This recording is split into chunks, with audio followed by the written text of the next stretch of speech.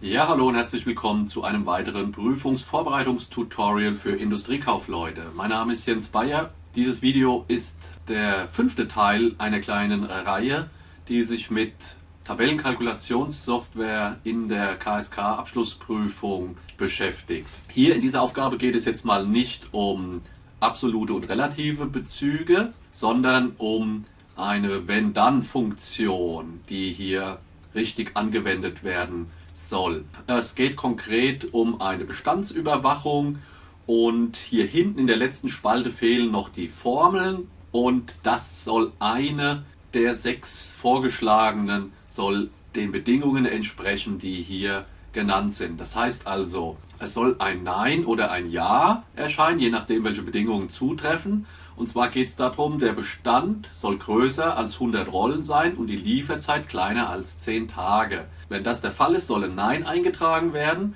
In allen anderen Fällen soll Ja automatisch eingetragen werden. So, wenn wir uns das jetzt mal anschauen, gesucht ist hier G5 und da müssen wir jetzt mal schauen, was das hier zu bedeuten hat. Also wenn ist sozusagen die Funktion, die hier diese Abfrage überhaupt erst einleitet, und dann gibt es eben die Varianten entweder mit dem oder mit dem und.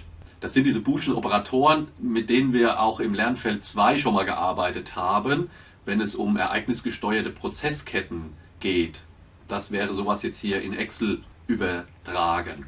Das oder können wir hier schon mal grundsätzlich ausschließen, weil es sollen ja 2 Bedingungen gleichzeitig erfüllt sein. Also es müssen beide zutreffen, um dann entsprechend die Aussage zu treffen. Und hier bei dem oder, da genügt es schon, wenn nur eine der beiden Bedingungen erfüllt ist. Das heißt, wir können die ersten 3 schon mal komplett streichen.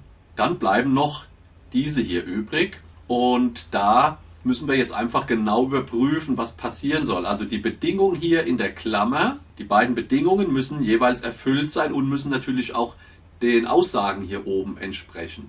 Okay, da gucken wir doch mal. Größer, der Bestand hier in D soll größer als 100 sein. Das ist hier bei beiden richtig. Und die Lieferzeit soll kleiner als 10 Tage. Das heißt, da fliegt die 4 schon mal raus, bleibt die 5 und die 6. Und da sehen wir schon, die 6 fliegt auch raus, weil hier größer gleich 100. Das ist aber nicht hier oben gesagt, sondern es soll größer als 100 sein. Das heißt, die fliegt auch schon mal raus, bleibt also schon von vornherein nur noch die 5 übrig. Da können wir auch noch mal gucken, okay, wenn die beiden Bedingungen, die sind richtig formuliert, wenn die beide erfüllt sind, soll ein Nein ausgewiesen werden und dann ansonsten ein Ja. Okay, das war's, gar nicht so schwer. Ich hoffe, Sie konnten es nachvollziehen und wünsche weiterhin viel Spaß beim Lernen.